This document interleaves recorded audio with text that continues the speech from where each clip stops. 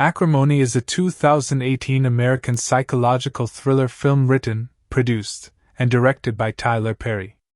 Tyler Perry, for those who may not know, is one of the most well-known and powerful figures in American cinema and entertainment.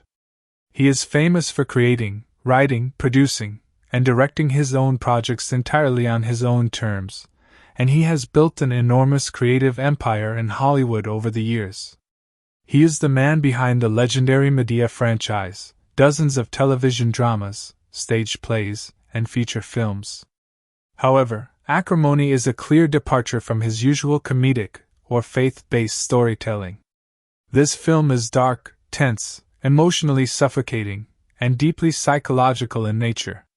It is a film that challenges the audience to question who is truly right and who is truly wrong in a broken relationship. The film was officially released in the United States by Lionsgate on March 30, 2018. Lionsgate is the same major studio behind massive franchises like The Hunger Games and the John Wick series, so this film had serious distribution power behind it. The movie was originally titled She's Living My Life during its early development stages, and work on the project began sometime before 2015. It went through several stages of planning, scripting, and casting before it finally came together as the finished film audiences saw in theaters. The film stars Taraji P, Henson, Lyric Bent, and Crystal Stewart. At its core, it follows a woman named Melinda who spent the majority of her adult life sacrificing everything she had for a man she loved deeply, only to watch him become successful and share that success with another woman. The movie is not simply about a scorned woman seeking revenge. It is a layered, complex psychological portrait of a person whose love slowly curdled into obsession, whose loyalty was never properly rewarded, and whose unresolved trauma ultimately led her to a place of no return. The story raises serious questions about sacrifice, entitlement, mental health, and the line between being a devoted partner and losing yourself completely in someone else's dream. The film carries an R rating and has a runtime of approximately 2 hours. It blends drama, psychological thriller, and elements of dark romance into a single, deeply unsettling narrative. The cinematography was handled by Richard J. Violet, the film's score was composed by Christopher Lennertz, and editing was done by Larry Sexton. Principal photography began in October 2016. With filming taking place across Pittsburgh and Atlanta, and post-production was completed sometime in 2017 before the film's theatrical release in early 2018. Plot details. The story is structured in a very deliberate and clever way. It is told almost entirely from the perspective of the main character, Melinda. The film opens with a court scene in which a judge is reprimanding Melinda for her behavior and ordering her to attend mandatory therapy sessions to avoid facing more serious legal consequences, including the possibility of jail time. Melinda sits in that courtroom visibly seething, barely able to contain her anger, and she has to be nudged by her attorney just to acknowledge the judge's words. She is then sent to a court-appointed therapist, and it is in those therapy sessions that the entire story unfolds. Melinda narrates her life, her relationship, her sacrifice, and her eventual breakdown. Everything the audience sees is filtered through her eyes, which is a critically important detail because it means we are always receiving a one-sided account. We see the story the way Melinda experienced it, colored by her pain, her grievances, and her deeply personal sense of betrayal. The story goes back to Melinda's college years, where she first encounters Robert Gale, a mechanical engineering student. Their first meeting is actually an accident. They collide on campus and their papers get mixed up. Robert comes to her dorm room to return her papers and reclaim his own, and from that awkward beginning, an attraction slowly develops. Robert is charming, ambitious, and has a dream. He is working on the design for a revolutionary battery that he believes will one day change the world and make him wealthy. Melinda is drawn to his passion and his vision, and the two begin spending more and more time together. Tragedy strikes early in their relationship when Melinda's mother passes away. Robert is there for her during that painful time, comforting her and drawing her even closer emotionally. The two grow deeply attached to one another, and their relationship becomes romantic. However, things take a catastrophic turn when Melinda discovers that Robert has been cheating on her with a woman named Diana Wells. The betrayal is devastating, and Melinda's reaction is explosive. In a moment of uncontrollable rage, she rams her car directly into Robert's RV, the vehicle he was living in at the time. The collision is violent and Melinda is seriously injured. She is rushed to the hospital and undergoes an emergency full hysterectomy, a surgical procedure that renders her permanently unable to have children. This singular moment carries enormous weight throughout the rest of the film. The injury is not just physical. It is a permanent, irreversible loss that Melinda will carry with her for the rest of her life, a constant reminder of a moment of rage triggered by Robert's betrayal. Despite everything, Melinda forgives Robert and the two reconcile. Her sisters, June and Brenda, are firmly against the relationship and make their opposition very clear. They do not trust Robert, and they do not believe he deserves Melinda's forgiveness. But Melinda chooses him anyway. They eventually marry, and Melinda commits herself fully to building a life with this man. She supports him financially, emotionally, and practically. Robert, who has a criminal record for stealing shoes and served time in prison because of it, struggles to find stable employment. Melinda carries the entire financial burden of the household on her own shoulders. She works, she pays the bills, and she keeps them afloat, while Robert continues to develop his battery invention, hoping one day to sell it to a venture capitalist named Mr. Prescott. The financial strain becomes overwhelming. Robert convinces Melinda to use the inheritance money her mother left her and to mortgage their home so he can build a proper prototype of his battery. Melinda agrees, once again putting her complete trust in Robert and his dream. She invests everything she has into him. The years pass and the battery idea is repeatedly rejected. Their finances deteriorate, their relationship becomes strained, and eventually Prescott rejects the project entirely. The marriage reaches its breaking point and Melinda files for divorce. A court settlement is reached in which Melinda receives a sum of money in the house, while Robert walks away with little.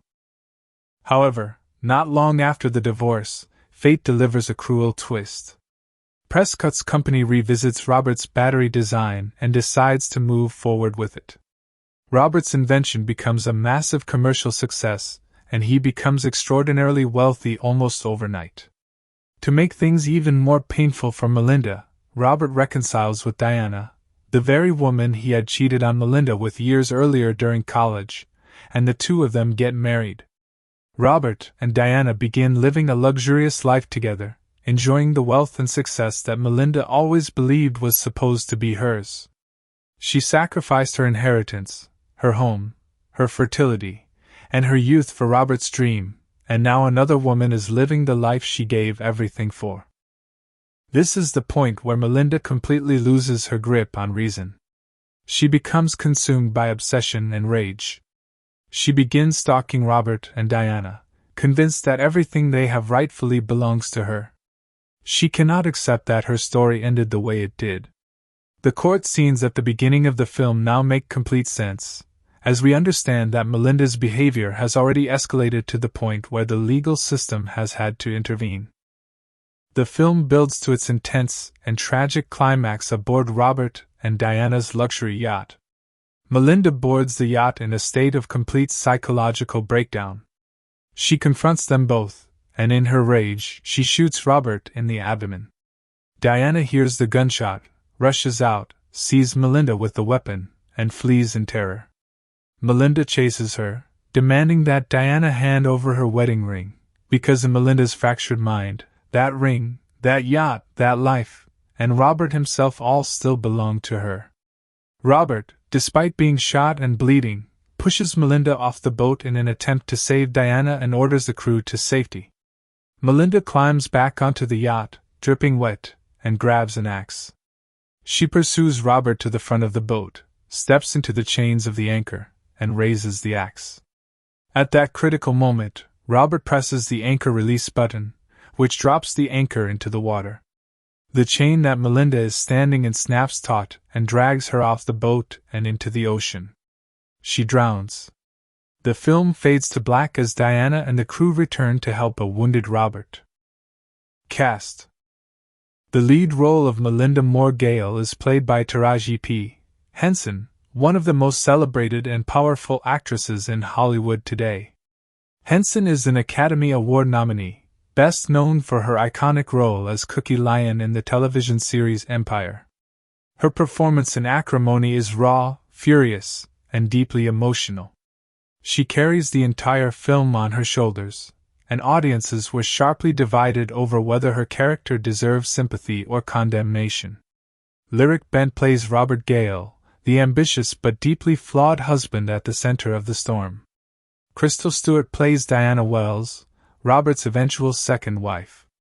It is worth noting that Taika Sumter was originally cast in the role of Diana but later left the project, and Crystal Stewart stepped in to take the role. Jasmine Simon plays June Moore, one of Melinda's sisters, and Tosha Story plays the other sister, Brenda Moore. Danielle Nicolay appears as Sarah, while Nelson Estevez, Kendrick Cross, and Jay Hunter round out the supporting cast. The younger versions of the main characters are portrayed by Agiona Alexis as young Melinda, Antonio Madison as young Robert, and Siobhan Kirksey as young Diana, among others. Release date and box office. The film had its wide theatrical release on March 30, 2018 across the United States.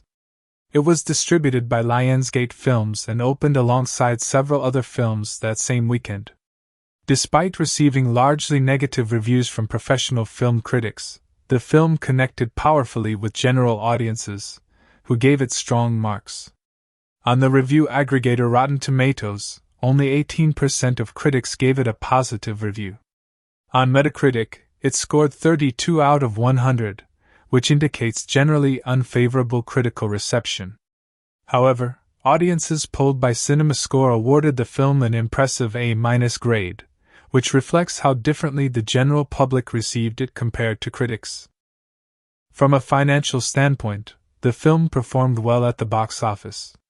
It was made on a production budget of approximately $20 million and went on to gross over $43 million in the United States and Canada alone, with an additional $2.9 million from international markets, bringing its worldwide total to approximately $46.4 million.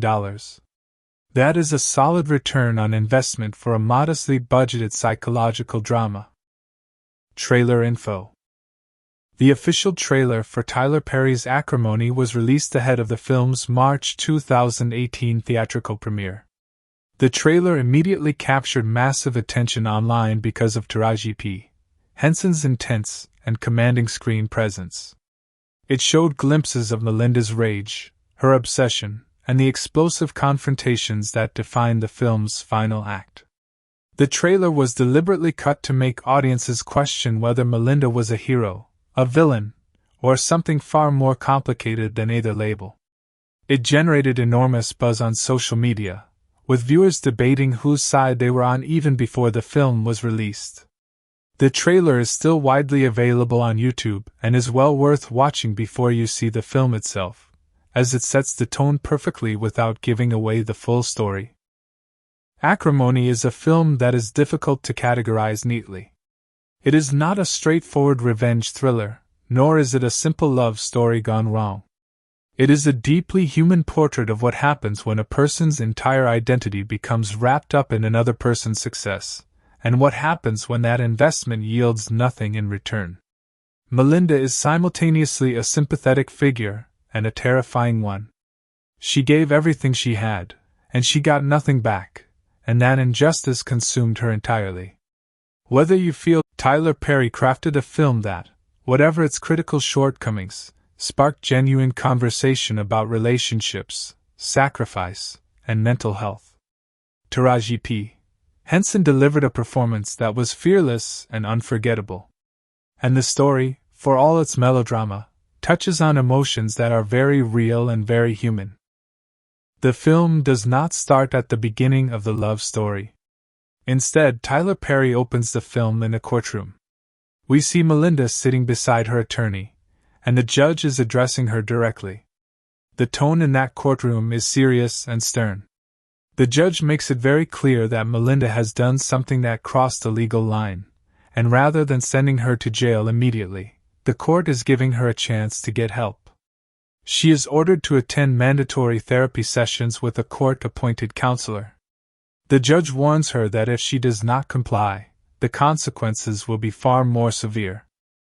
Melinda sits there barely able to contain herself. Her jaw is tight, her eyes are burning with barely suppressed rage, and she has to be physically nudged by her attorney just to acknowledge the judge and say that she understands. You can see immediately that this woman is not at peace. She is not remorseful. She is furious, and the fury is running so deep inside her that she can barely function in a formal setting without it leaking out. She then begins attending her therapy sessions. She is resentful about being there. She does not want to be in that chair talking to a stranger about her life. She feels like she is the one who was wronged, and yet she is the one sitting in therapy being treated like the problem. But slowly, she begins to open up. She starts telling her therapist the full story of her life, her love, her marriage, and everything that led to her sitting in that courtroom. And that is where the film truly begins. Everything from this point forward is Melinda's account of her own life, told in her own words, from her own perspective. Melinda meets Robert, college days. We are taken back to Melinda's college years.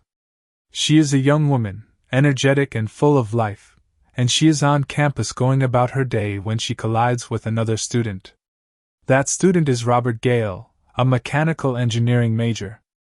The collision causes their papers and belongings to get mixed up, and it is not exactly a warm or romantic first meeting. Melinda is actually quite snappy about it. Even at this early stage in her life, she has a sharp temper and does not take kindly to disruptions. Robert, however, does not let the awkward beginning stop him. He goes out of his way to find Melinda's dorm room so he can return her papers and get his own back. When he shows up at her door, there is an undeniable tension between them. He is calm, charming, and confident in a quiet sort of way. He is clearly intelligent and passionate about what he is studying. He even offers to help Melinda with her coursework since he has already taken the class she is struggling with. She is skeptical of him at first, cautious and a little defensive, but she cannot deny the attraction she feels. They begin spending time together, studying and talking and getting to know each other. Robert shares his dream with Melinda early on. He is working on the design of a revolutionary battery, a piece of technology that he believes will change the world and make him incredibly successful. He is obsessed with this invention in the way that only a truly driven person can be. He talks about it with fire in his eyes and absolute conviction. And Melinda, young and impressionable and falling for this man, believes in him completely. Then something happens that changes the emotional foundation of their relationship permanently. Melinda's mother passes away. It is one of the most painful moments of Melinda's life, and Robert is right there beside her. He comforts her, holds her, and is present for her in a way that no one else is. It is during this time of grief and vulnerability that Melinda gives herself to Robert completely, emotionally and physically. For Melinda, that moment is sacred.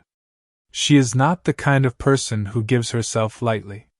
She is all in, and she is all in with Robert. The first betrayal, the cheating. The relationship deepens and everything seems to be building towards something beautiful. But then the first catastrophic crack appears. Melinda discovers that Robert has been cheating on her with another woman. That woman's name is Diana Wells. Diana is going to be a recurring presence throughout this story, a name and a face that haunts Melinda for the rest of her life. When Melinda finds out about the cheating, she does not cry quietly in her room. She does not call a friend and talk it out. She explodes. The rage that lives inside Melinda is not the kind that simmers politely. It erupts. She gets into her car and she drives directly into Robert's RV, the vehicle that he is living in at the time. She does not tap it gently. She rams it with full force, over and over, in a state of complete emotional blindness. She is not thinking about consequences. She is not thinking about her own safety. She is operating entirely on raw, uncontrollable fury. The collision leaves Melinda seriously injured. She loses consciousness and is rushed to the hospital by emergency services. When she arrives at the hospital, the doctors discover that her internal injuries are severe. She undergoes an emergency full hysterectomy. For those unfamiliar with the term, a hysterectomy is the surgical removal of the uterus, and in Melinda's case, it means that she will never be able to have children. Ever. She is rendered permanently infertile as a direct result of the injuries she sustained while acting out her rage over Robert's betrayal. Let that sink in for a moment, because this is the kind of detail that makes Acrimony so layered and so painful. Melinda did not just get cheated on. She lost something irreplaceable because of it. She lost the ability to become a mother. And she lost it because she could not control her own response to Robert's actions. The guilt, the grief, and the fury all become tangled together inside her, and none of it is ever fully processed or healed. The reconciliation and the marriage. After everything that happened, after the cheating and the injury and the hysterectomy, most people looking at this situation from the outside would say that Melinda should walk away and never look back. Her sisters, June and Brenda, certainly feel that way. They are deeply opposed to any reconciliation with Robert. They do not trust him, they do not like him, and they make their feelings absolutely clear. They also warn Melinda not to tell Robert about the inheritance money her mother left behind. They know that if Robert finds out about that money, he will find a way to get his hands on it. But Melinda does not listen. She forgives Robert, and the two of them reconcile. There is something in Melinda that simply cannot let go of him. Whether it is genuine love, deep emotional dependency, or a combination of both, she chooses to stay. And eventually, they get married. Melinda becomes Mrs. Gale, and she commits herself fully and completely to this man and this marriage. The early years of their marriage are not easy. Robert has a criminal record. At some point before or during their relationship, he was convicted of stealing shoes and served 2 years in prison as a result.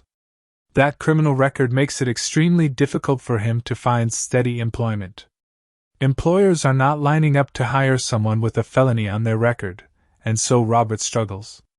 He drifts between jobs, unable to establish himself, while Melinda goes out every single day and works to keep the household running. She pays the bills. She keeps the lights on. She puts food on the table. She is the provider, the backbone, and the financial engine of the entire marriage, all while Robert continues developing his battery invention in the background, holding on to his dream with both hands. Meanwhile, Melinda's mother has passed away and left behind an inheritance. It is the financial safety net that her mother worked her entire life to build for her daughters. Melinda's sisters are very protective of this money, and they do not want Robert to know about it. But as time goes on and financial pressures mount, Robert eventually learns about the inheritance, and everything changes.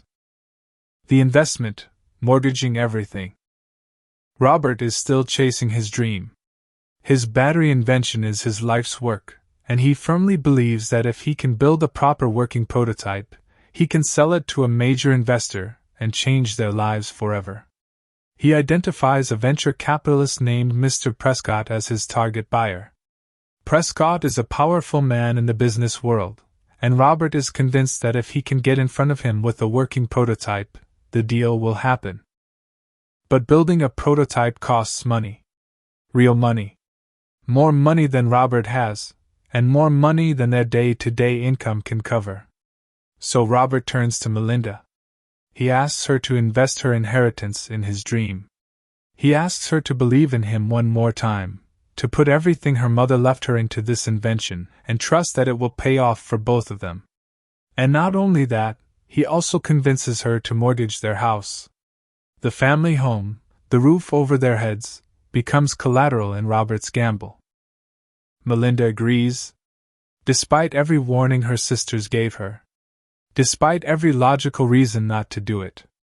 Despite the fact that Robert has given her every reason to be cautious, she says yes. She invests her entire inheritance and mortgages their home because she loves this man and she believes in his dream. In her mind, she is making a sacrifice that they will both benefit from.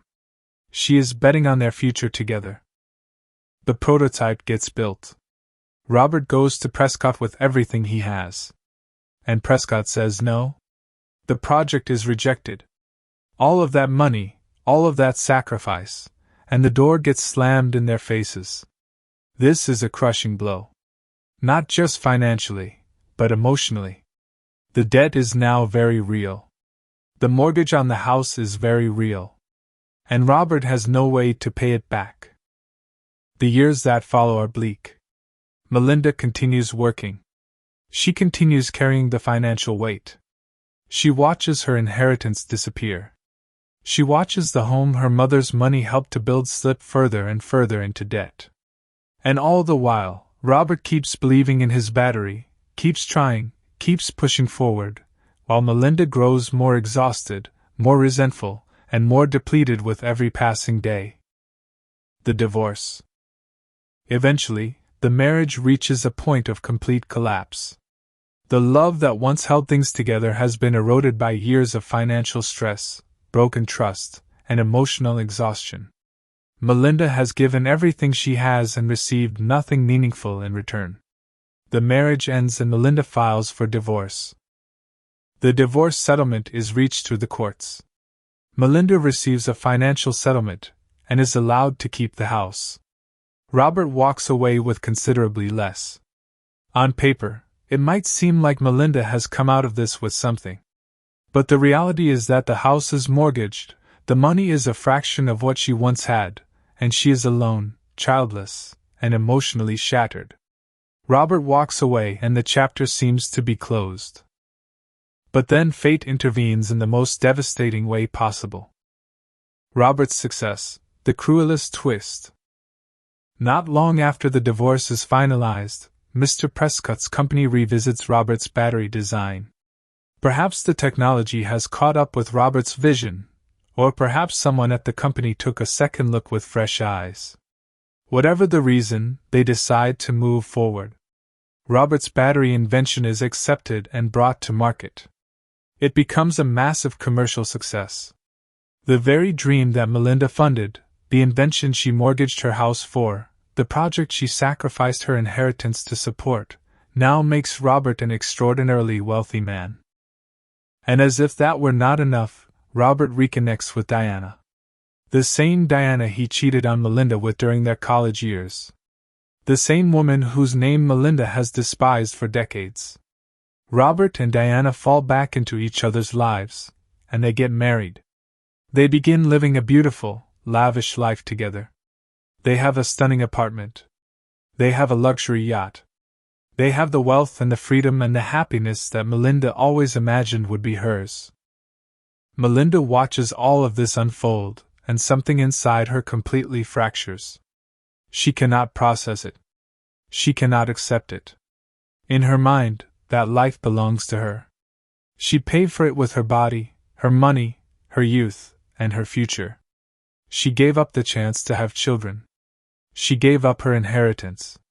She gave up years of her life working and sacrificing while Robert chased his dream.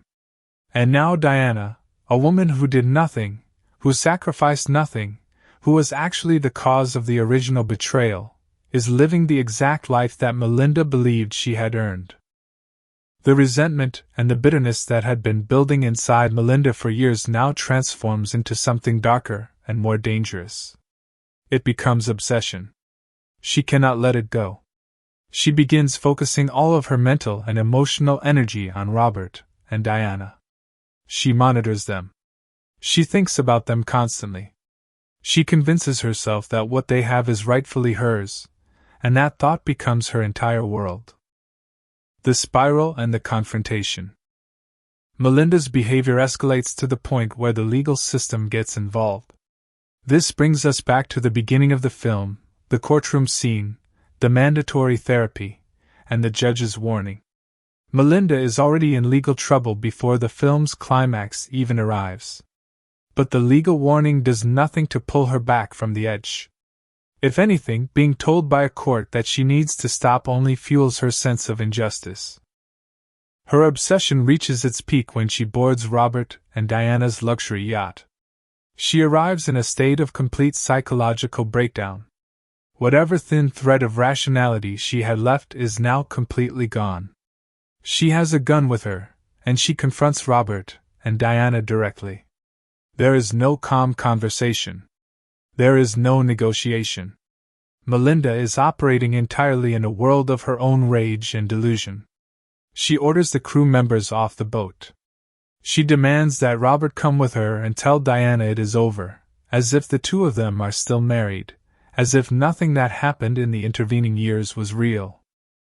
When Robert refuses and the situation spirals, Melinda shoots him. She fires the gun and Robert is hit in the abdomen. Diana hears the gunshot from elsewhere on the yacht and comes running. She sees Melinda standing there with the weapon and immediately turns and runs. Melinda chases her, screaming and demanding that Diana hand over her wedding ring. In Melinda's mind, that ring is hers. That marriage is hers. That man is hers. Everything on that yacht is hers. Robert, despite being shot and bleeding, manages to push Melinda off the boat. He is trying to protect Diana and trying to stop Melinda from hurting anyone else. He orders Diana to take a smaller boat and get the crew to safety, and she does. Melinda, soaking wet and absolutely feral with rage, climbs back aboard the yacht. She is not done. She finds an axe and goes after Robert again. She corners him at the front of the boat, bleeding and weakened, and she raises the axe above him. At that critical, harrowing moment, Robert reaches out with his foot and accidentally presses the anchor release button. The anchor drops into the ocean below, and the chain attached to it snaps into motion. Melinda has stepped directly into the chain. The force of the descending anchor is enormous and unstoppable. The chain catches around Melinda and drags her off the front of the boat and down into the dark water below. She is pulled under. She drowns. The yacht falls silent except for the sound of the water. Diana returns with the crew and finds Robert wounded and barely holding on. She comforts him. And the film fades to black. The death of Melinda is not presented as a triumphant moment. Tyler Perry does not frame it as justice being served or a villain getting what she deserved. It is presented as a tragedy. A woman who started her life with love in her heart and hope for the future ended up drowning in a chain of her own rage, literally and metaphorically. Every choice she made, every moment she refused to let go, every year she spent feeding her bitterness instead of healing from it, all of it led her to that anchor chain at the front of that yacht. The film asks you a very difficult question as it ends.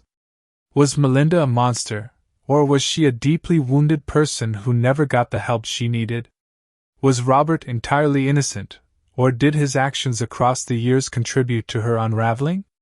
Was the love real, or was it always an unhealthy obsession dressed up as devotion? There are no clean answers, and that is exactly what makes Acrimony a film that stays with you long after the credits roll. Melinda gave everything she had. And it destroyed her. Taraji P. Henson. Taraji P. Henson was born on September 11, 1970, in Washington, D.C. She grew up in the southeast neighborhood of the city, which was not an easy environment to come of age in.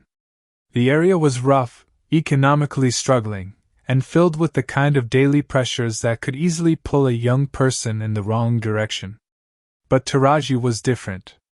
From the time she was a little girl, she had a fire inside her, a burning desire to be something, to do something, to express herself in a way that the world would notice. Her father, Boris Lawrence Henson, was a huge influence on her life. He was a man who loved the arts deeply, and he passed that love on to his daughter. He was not a famous man or a wealthy man, but he had a spirit and a creativity that Taraji absorbed completely. She has spoken about her father throughout her career with enormous love and gratitude, crediting him as one of the foundational reasons she pursued acting in the first place. Sadly, Boris Henson passed away in 2006, and Taraji has always carried his memory with her. She named her production company after him as a tribute to his lasting influence on her life. Taraji attended DC's Duke Ellington School of the Arts, which was a performing arts high school that allowed her to begin formally developing her craft while still a teenager. She threw herself into the training with everything she had, and it became clear early on that she was not just talented but genuinely exceptional. After high school, she initially enrolled at North Carolina Agricultural and Technical State University, but she eventually made the bold decision to transfer to Howard University in Washington, D.C., one of the most prestigious historically black universities in the country, where she studied acting in the Department of Theater Arts. Her time at Howard University was transformative. She honed her skills, performed in productions, and began to understand the technical and emotional demands of professional acting at a serious level. She graduated with a Bachelor of Fine Arts degree and then did something that required enormous courage. She packed up her life, took her young son Marcel, who she was raising as a single mother, and moved to Los Angeles to chase her dream in Hollywood. This is where the story gets both inspiring and deeply difficult to sit with. Taraji arrived in Los Angeles essentially broke. She was a single mother with no connections in the industry, no agent, no manager, and no guaranteed path forward. She worked whatever jobs she could find to pay the bills and take care of her son, all while going to auditions and trying to get her foot in the door. She waited tables. She did background work in films and television just to stay connected to the industry and put a little money together. There were years of struggle, years of rejection, and years of wondering whether the dream was ever going to become a reality. But she kept going. She kept showing up. She landed small roles in various television shows and films throughout the late 1990s and early 2000s, slowly building a resume and getting her name out there. She appeared in Baby Boy in 2001, the John Singleton film that also starred Tyrese Gibson, and her performance caught attention. She had a natural magnetism on screen that was impossible to ignore, and industry insiders began to take notice. Then came the role that changed everything. In 2008, Taraji P. Henson appeared in The Curious Case of Benjamin Button, the David Fincher film starring Brad Pitt and Cate Blanchett. She played Queenie, the warm and deeply loving woman who raises Benjamin from infancy. Her performance was so breathtaking, so emotionally rich and layered, that she received an Academy Award nomination for Best Supporting Actress. She did not win that night, but the nomination alone announced to the entire world that Taraji P. Henson was a force to be reckoned with.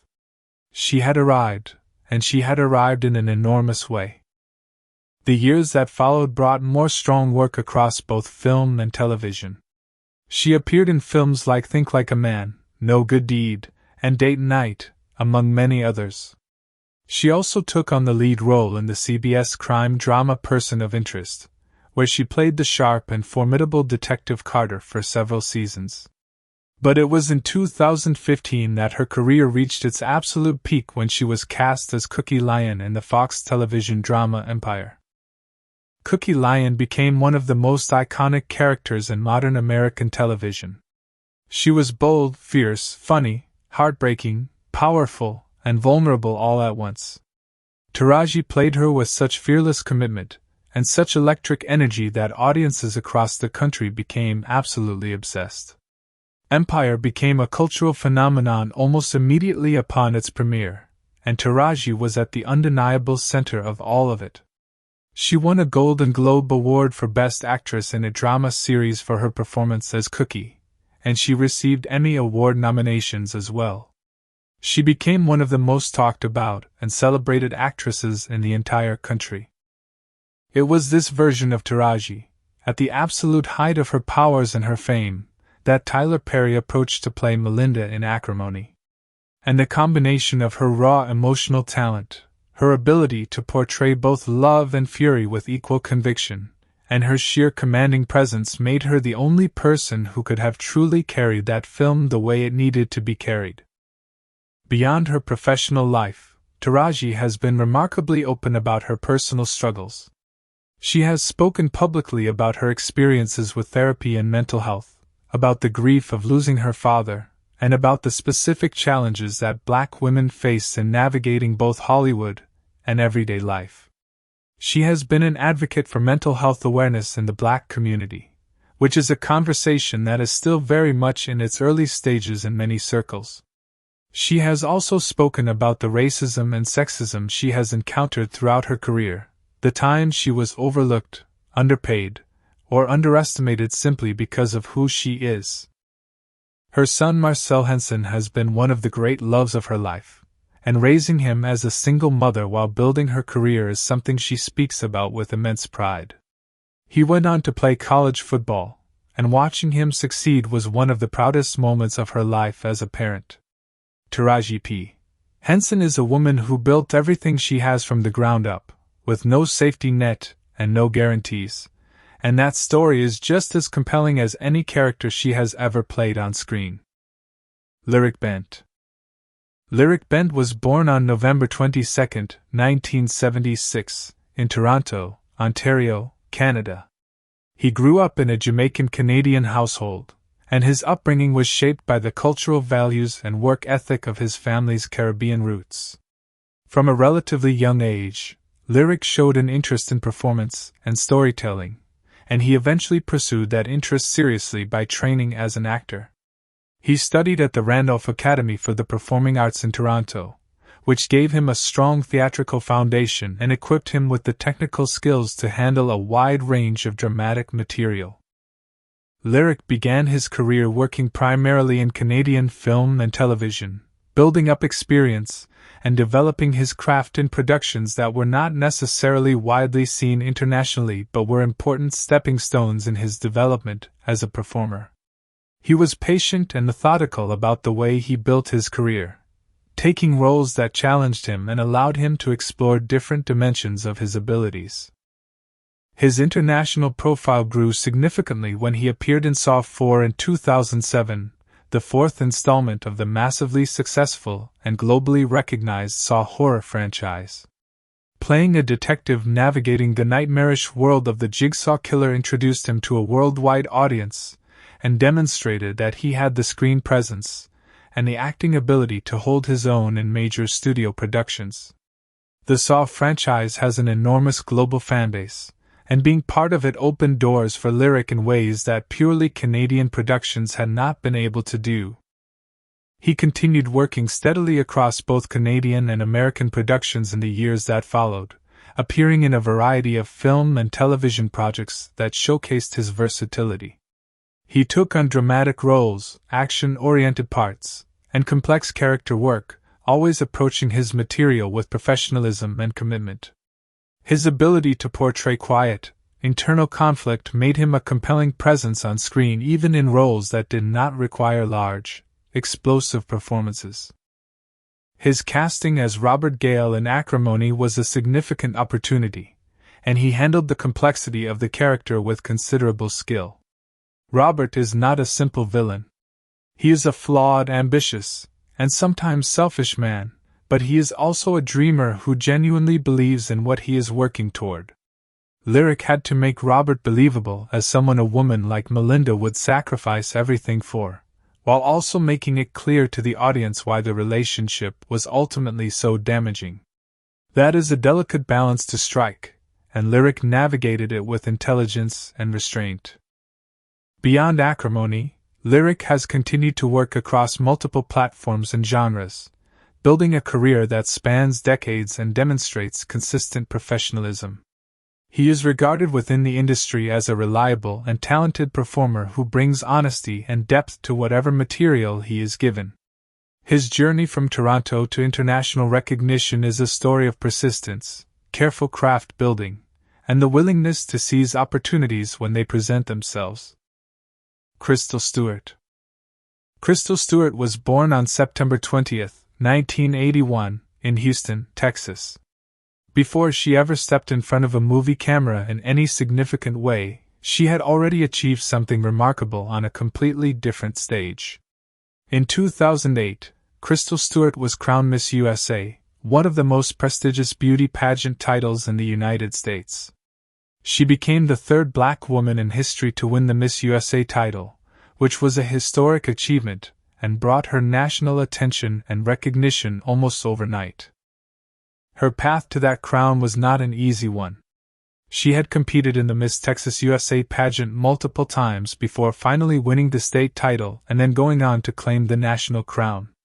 Her perseverance in the face of repeated setbacks before her eventual victory is something that speaks volumes about her character and her determination. She then went on to compete in the Miss Universe pageant representing the United States on the international stage, which gave her exposure and visibility that very few people ever experience. After her pageant career, Crystal transitioned into the entertainment world, pursuing acting and using the platform that Miss USA had given her as a launching pad into new creative territory. It was not the most conventional path into Hollywood, but Crystal approached it with the same discipline and focus that had carried her through the pageant world. She understood that she was starting over in many ways, learning a new craft and building a new professional identity, and she committed to that process fully. Her role in Acrimony as Diana Wells was a particularly interesting one because Diana is a character who exists primarily as a symbol in Melinda's story. She is not given enormous amounts of screen time or dialogue, but her presence hangs over the entire film. She is the woman Robert chose, the woman who ended up with everything Melinda believed was hers, and Crystal had to carry all of that weight simply through her presence and the way she inhabited the character. It is worth remembering that Crystal stepped into this role after Taika Sumter, who had originally been cast as Diana, departed the project. Taking over a role in those circumstances requires confidence and adaptability, and Crystal handled it professionally. Her career has continued to grow in the years since Acrimony, and she has remained an active presence in both the entertainment world and in advocacy work connected to her experiences as a black woman navigating both the pageant industry and Hollywood. She is a figure who has consistently defied easy categorization, moving between very different worlds with grace and determination. Tyler Perry, the creator. No discussion of Acrimony and the people behind it would be complete without a thorough look at the man who wrote, produced, and directed the film. Tyler Perry's life story is one of the most extraordinary in the entire history of American entertainment, and it deserves to be told in full. Emmett Perry Jr., who the world knows as Tyler Perry, was born on September 13, 1969, in New Orleans, Louisiana. His childhood was one of the darkest and most painful that anyone could endure. His father, Emmett Perry Sr., was a man who subjected young Tyler to severe physical abuse throughout his childhood. The violence was not occasional or mild. It was a constant, brutal presence in Tyler's early life. He has spoken in interviews about the depths of the abuse he suffered, and the pain in his words when he discusses that period is palpable even decades later. He grew up in a household defined by fear, pain, and instability, and the psychological damage caused by that environment was profound and lasting. Tyler's relationship with his own name reflects the extent of his desire to distance himself from his father. He legally changed his first name to Tyler specifically so that he would not share a name with the man who had caused him so much suffering. That act of renaming himself was not just a legal formality. It was a declaration that he was going to define his own identity, separate from the trauma and the man who inflicted it. As a young man, Tyler Perry dropped out of high school. The chaos of his home life made consistent academic attendance nearly impossible, and the formal education system had little room for a young person dealing with the kind of trauma he was carrying. He was deeply troubled, and there were periods in his early adult life when he was homeless, living on the streets and in his car, surviving day to day with no clear path forward. The turning point in Tyler Perry's life came through a television program. He saw Oprah Winfrey on her show discussing the power of journaling, of writing down one's thoughts and feelings as a way of processing pain and finding clarity. Something about that idea resonated deeply with Tyler, and he began writing. He poured his experiences, his pain, his observations about life and relationships and faith into his writing, and that process of writing became his salvation. He began crafting a stage play from his writings, a musical drama rooted in the gospel tradition and the experiences of Black Southern life. That play was called I Know I've Been Changed. Tyler invested everything he had into producing that play. He scraped together $12,000, which for a man who had been homeless was an enormous sum, and he staged the production in Atlanta in 1992. The audience was tiny. The show was not a success. He tried again, and again it failed to connect. For 6 years, Tyler Perry tried to make his staged plays work, and for 6 years he struggled. He continued living in poverty during this period, sometimes returning to homelessness, continuing to write and believe in himself even when the evidence around him suggested he should give up. Then in 1998, something shifted. He staged I Know I've Been Changed one more time, and this time the Black church community of Atlanta responded. The audience came, and they kept coming. Word spread, and the show became a genuine hit on the local theater circuit. Tyler Perry had found his audience. He understood that there was a massive community of Black Americans, particularly Black Southern Christians, whose stories were not being told in mainstream entertainment, and he was going to be the one to tell those stories. From that foundation, Tyler Perry built one of the most remarkable empires in entertainment history. He created the character of Mabel Earlene Simmons, better known as Medea, a large, loud, unapologetically bold older Black woman who became one of the most beloved comedic characters in modern American culture. Medea started on stage and then moved to film, and the Medea franchise became a box office juggernaut that consistently outperformed the expectations of Hollywood studios and critics who constantly underestimated Tyler Perry and his audience. He expanded into television, creating multiple successful drama series and eventually establishing Tyler Perry Studios in Atlanta, Georgia. The studio campus is built on a former Confederate Army base, which Tyler Perry has spoken about as deeply meaningful to him as a Black man and as someone who came from nothing. Tyler Perry Studios is one of the largest film and television production facilities in the entire United States, covering over 300 acres and containing multiple sound stages, backlit sets, and production facilities. When he officially opened the studio in 2019, he did so as the sole owner of a major Hollywood production facility, something that no Black filmmaker in history had ever achieved before. Tyler Perry has also been enormously generous with his wealth. He has paid off layaway balances for strangers in stores during the holiday season, paid the grocery bills of struggling families, donated to schools and community organizations, and has been a consistent and substantial philanthropist throughout his career. He has spoken openly about the fact that having grown up with nothing, having been homeless and desperate, he feels a deep responsibility to use his wealth to help others who are where he once was. His personal life has included significant struggles as well.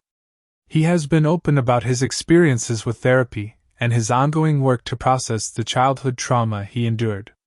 He has spoken about how therapy helped him break cycles of pain and understand himself more deeply. He has a son, Amon Tyler Perry, born in 2014, and fatherhood has been one of the most meaningful experiences of his life.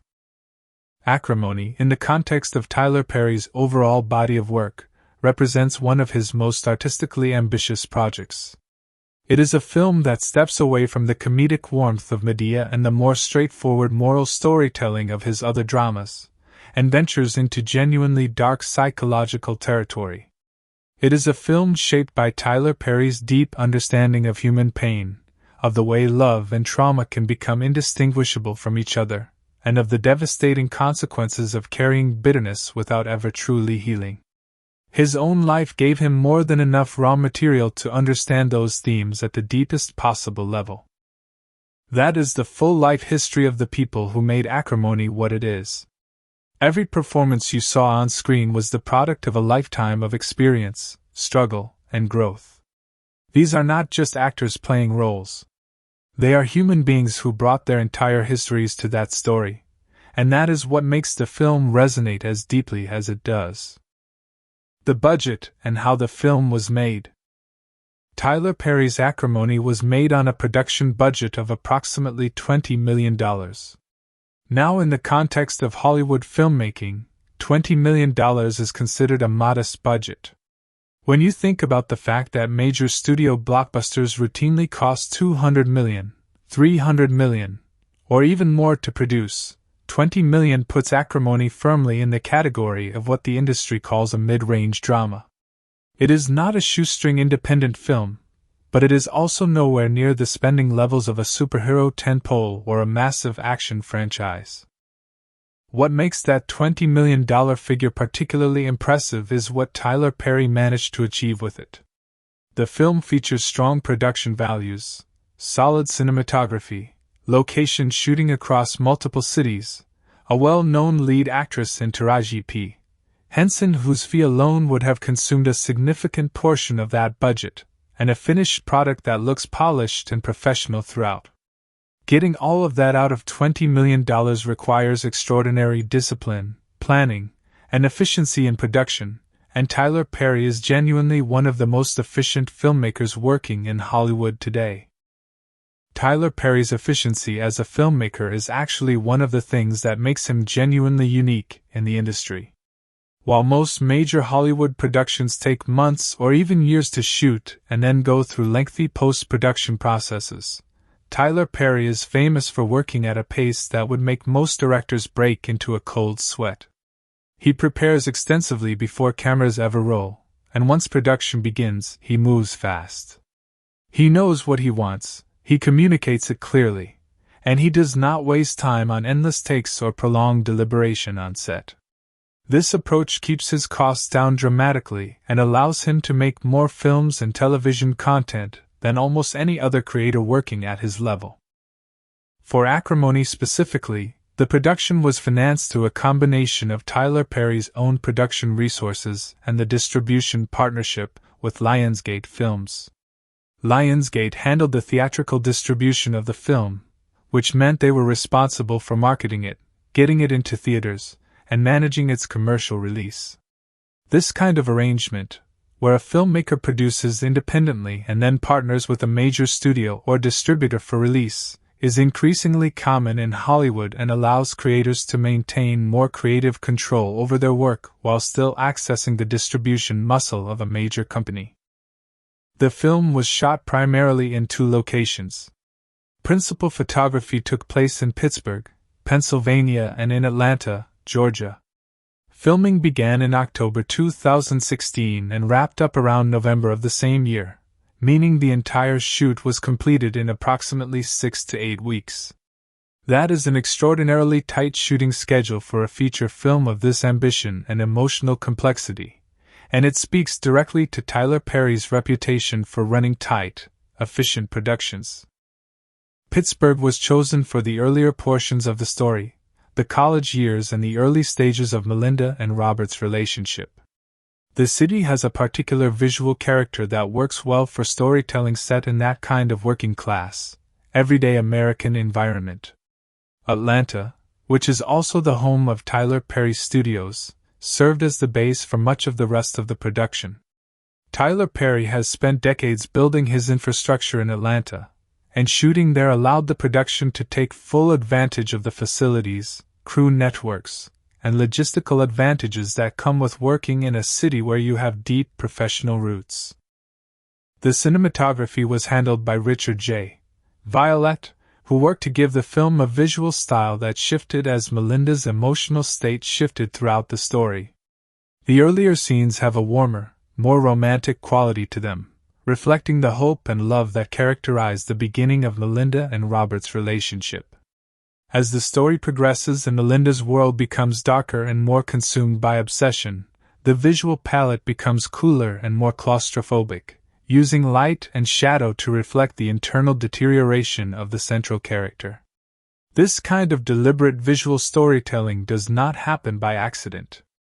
It requires careful planning between the director and cinematographer, and executing it on a tight schedule and a modest budget requires everyone involved to be operating at a high level of skill and preparation.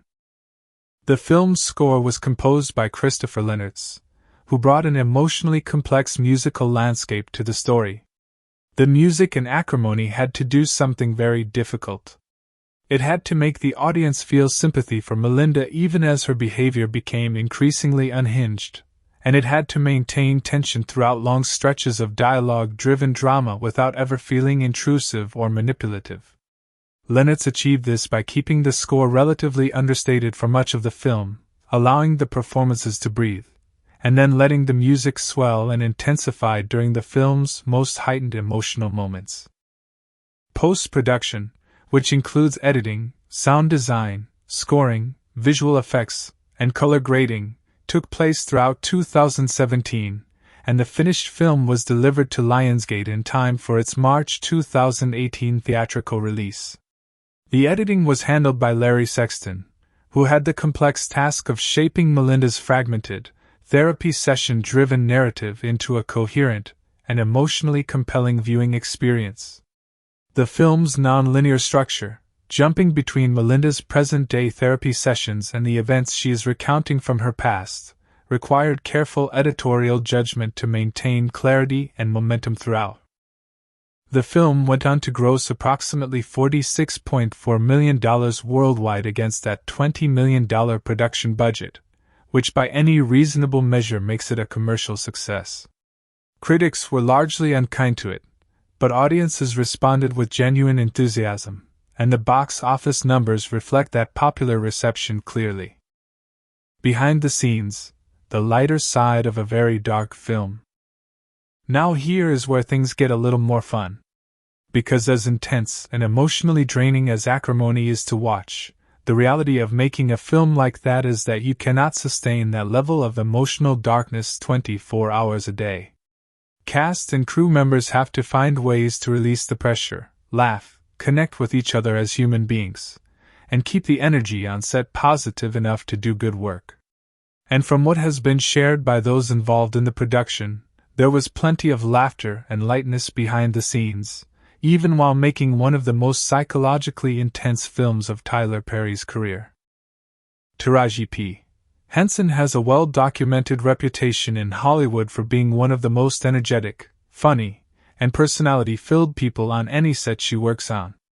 Anyone who has ever seen her in interviews, on talk shows, or in behind-the-scenes footage knows that the woman who plays intense and furious characters on screen is, in real life, someone who laughs easily, talks with her whole body, and has a gift for making everyone around her feel comfortable and energized.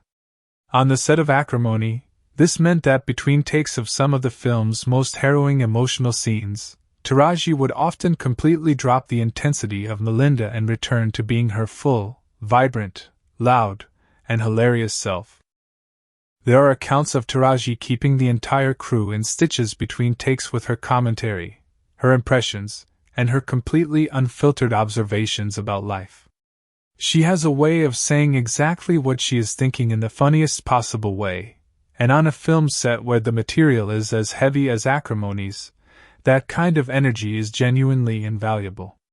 It keeps people from getting too deep in their own heads and allows everyone to reset between the emotionally demanding work of telling Melinda's story.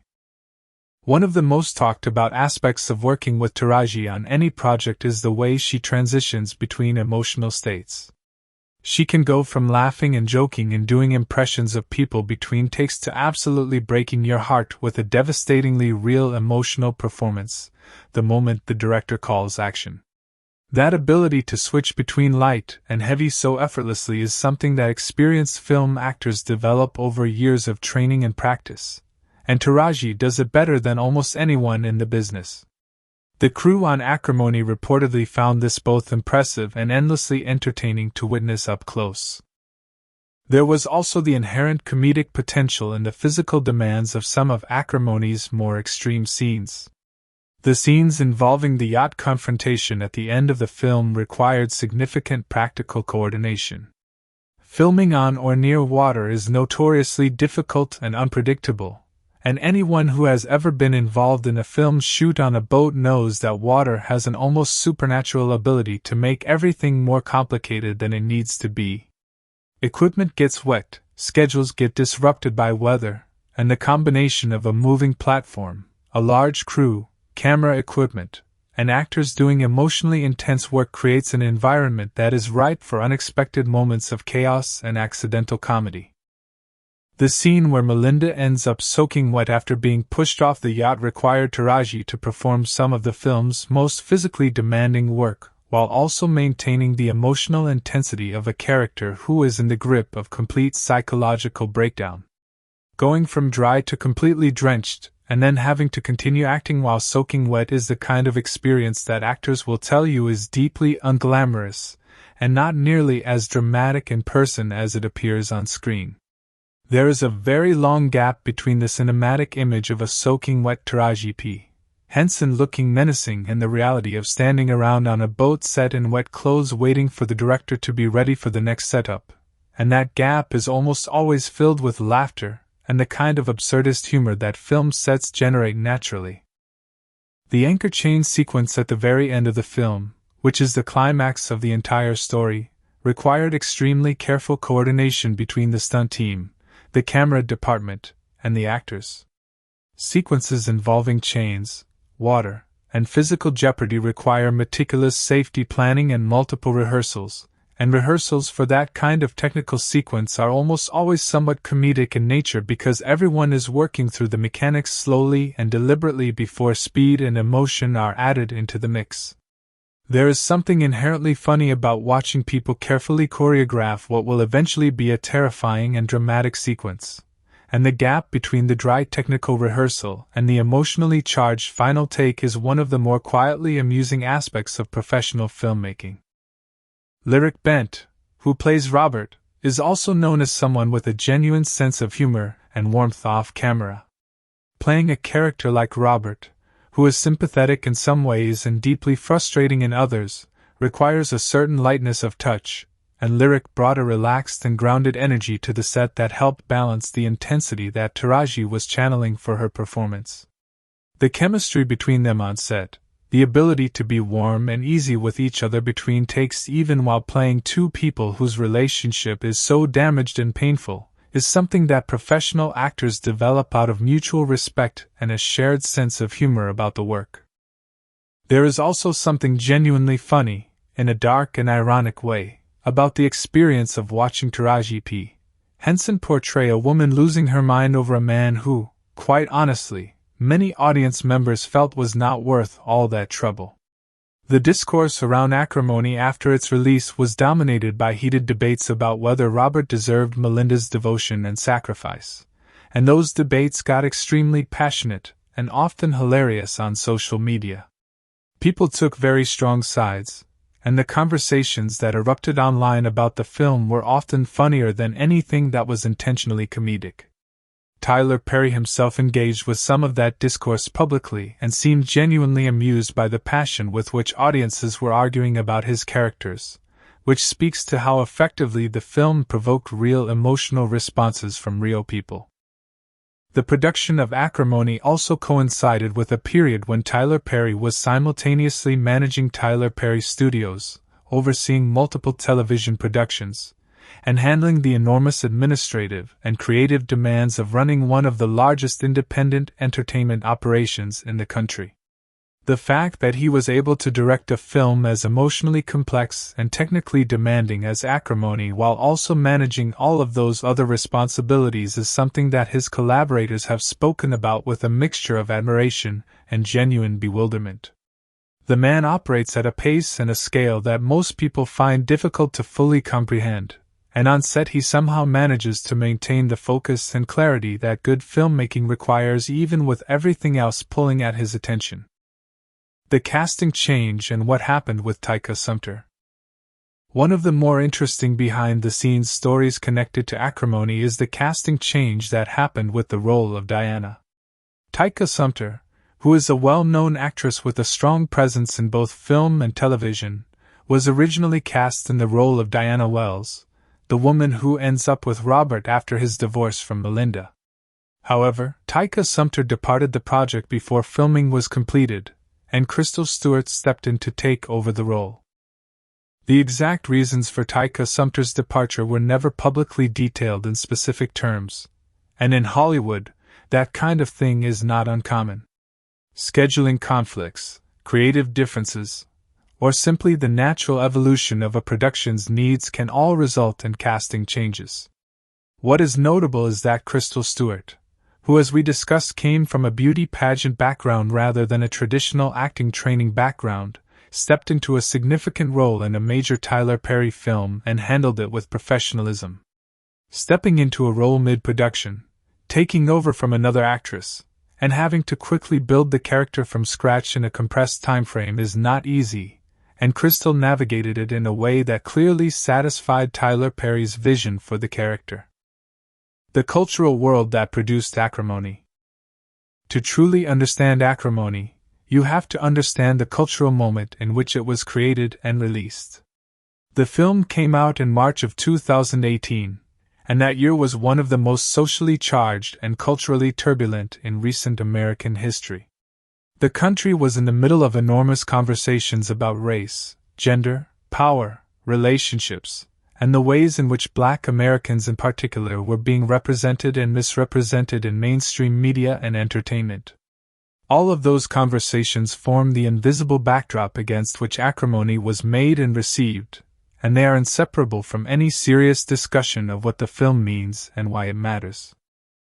Black American cinema has a long and rich history that stretches back to the very earliest days of the film industry.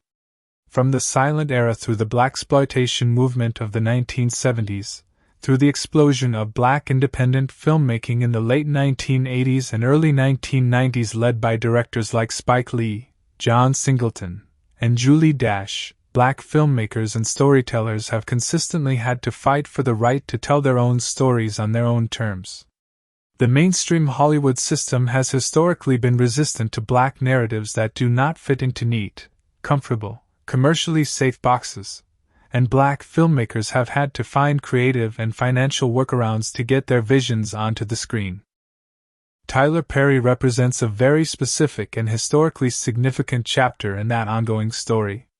He did not come through the traditional Hollywood pipeline.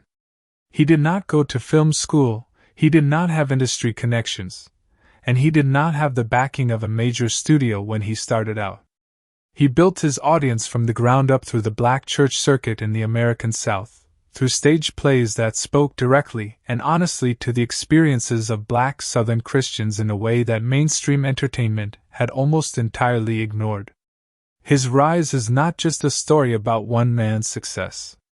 It is a story about a massive, underserved American audience finally finding a creator who understood them and spoke their language, and responding with extraordinary loyalty and financial support. When Tyler Perry made Acrimony, he was working within a tradition of Black storytelling that has always placed enormous emphasis on the interior lives of Black women. The struggles, sacrifices, desires, and emotional complexity of Black women have been central to African American literary and artistic tradition for generations, from the novels of Zora Neale Hurston to the poetry of Maya Angelou to the plays of Lorraine Hansberry to the fiction of Toni Morrison. These women built a tradition of telling Black women's stories with unflinching honesty and extraordinary depth, and Tyler Perry's work, for all its differences in tone and approach, exists in conversation with that tradition. Melinda Moore Gale is a character who sits squarely within a long lineage of Black female characters in American storytelling who have sacrificed enormously for love and received devastating returns on that investment. The specific textures of her story, the financial dependence, the physical sacrifice, the emotional labor of sustaining a man's dream at the expense of her own, are deeply rooted in historical realities that Black women in America have navigated for centuries. Understanding that history is essential to understanding why the film resonated so powerfully with its core audience even as critics dismissed it. The history of Black women's sacrifice in America. The theme at the heart of Acrimony, a woman who gives everything she has in support of a man's ambitions and receives nothing in return, is not simply a dramatic device invented for the purposes of this particular film. It is a theme rooted in centuries of documented historical reality for Black women in America. Throughout the period of American slavery, Black women were forced to perform enormous amounts of physical, emotional, and reproductive labor with no compensation, no recognition, and no legal protection of any kind. They were expected to work in fields, in homes, and in every conceivable form of domestic and productive labor while simultaneously being denied the most basic rights of personhood. The children they bore could be taken from them without warning. The relationships they formed offered no legal protection or security. The labor they performed built enormous wealth for others while leaving them with nothing. After emancipation, the economic and social structures of American society continued to place Black women in positions of profound vulnerability and exploitation. During the era of Jim Crow segregation, Black women worked as domestic laborers in white households, raising white children, cooking white families' meals, and maintaining white families' homes while their own families struggled in poverty, and their own children grew up without their full presence. They performed what sociologists would later describe as invisible labor, work that was essential to the functioning of American society but that went unacknowledged, uncompensated fairly, and historically unrecorded. Even within Black communities and Black families, the historical record shows that Black women have consistently carried disproportionate burdens of emotional and practical labor. The figure of the strong Black woman, the woman who holds everything together no matter what, who sacrifices her own needs for the sake of her family and her community, is one of the most deeply embedded archetypes in American cultural life. It is an archetype that contains genuine heroism and genuine love, but it is also one that has historically been used to justify the exploitation and the overlooking of Black women's needs, desires, and well-being. Melinda in Acrimony embodies this archetype in a very direct and deliberate way. She works to support Robert. She uses her inheritance, money that represents her deceased mother's life's work and sacrifice, to fund his dreams. She mortgages her home, her physical security, in service of his ambitions. She absorbs the emotional and financial costs of his criminal record, his unemployment, and his repeated failures without complaint for years. She is, in every practical sense, performing the role that American society has historically demanded of Black women, selfless, tireless, and utterly devoted to someone else's success. The tragedy of the film, and the reason it generated such passionate debate among its audience, is that Melinda's story does not end with the recognition and reward that her devotion theoretically deserved. Instead, it ends with another woman, Diana, receiving the benefits of all of Melinda's sacrifice while Melinda herself is left with nothing. This narrative arc struck a very deep nerve with many Black women in the audience because it reflected a reality that many of them recognized from their own lives or the lives of women they knew and loved. The film gave cinematic form to a kind of pain that is rarely represented on screen with this level of directness and dramatic intensity. The sociology of Black relationships on screen. Acrimony exists within a very specific and historically contentious tradition of Hollywood and American independent cinema's treatment of Black romantic relationships. For much of Hollywood's history, Black romantic relationships were either entirely absent from the screen or portrayed in ways that reflected the prejudices and limitations of the predominantly white creative infrastructure that controlled the film industry.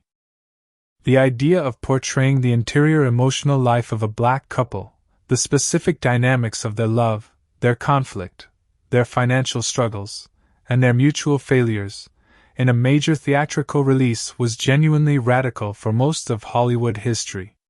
It was not until the late 20th century that films began to explore black romantic relationships with the kind of depth and complexity that had long been standard for white characters in mainstream cinema. Tyler Perry stepped into this space and claimed it with enormous commercial success. His films and television productions have consistently centered black romantic relationships, black family dynamics, and black emotional life in ways that spoke directly to audiences who had spent decades watching their own experiences either ignored or distorted by mainstream media. The massive commercial success of his work is not simply a reflection of good marketing or lucky timing. It is a reflection of the enormous pent-up demand among black American audiences for stories that took their emotional lives seriously and represented them with honesty and respect. Acrimony takes this tradition in a darker and more psychologically complex direction than most of Tyler Perry's previous work.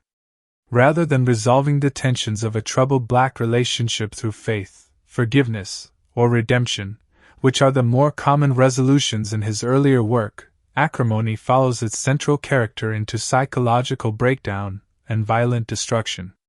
It refuses the comforting resolution. It insists on sitting with the ugliness of what happens when love and resentment become indistinguishable, and it makes no apologies for the darkness of that place. This was a significant creative choice, and it was one that divided audiences along interesting lines. Many black women responded to the film with recognition and catharsis, seeing in Melinda's story a reflection of their own experiences of sacrifice and disappointment. Many others were deeply uncomfortable with what they saw as a demonization of a black woman who had legitimate grievances, feeling that the film punished Melinda too harshly for anger that was entirely justified given what she had endured. And still others felt that Robert was a character whose flaws were too conveniently minimized in the film's second half, when his success seemed to absolve him of all accountability for his role in Melinda's unraveling. These disagreements were not trivial or superficial. They were rooted in deep and long-standing debates within black communities about gender, accountability, sacrifice, and the specific ways in which black women's anger and pain are received and judged in American society.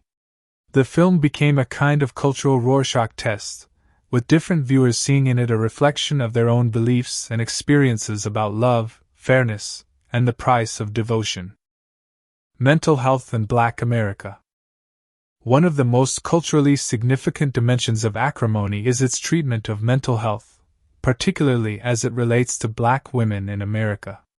Melinda's psychological deterioration over the course of the film is depicted with considerable detail and dramatic force.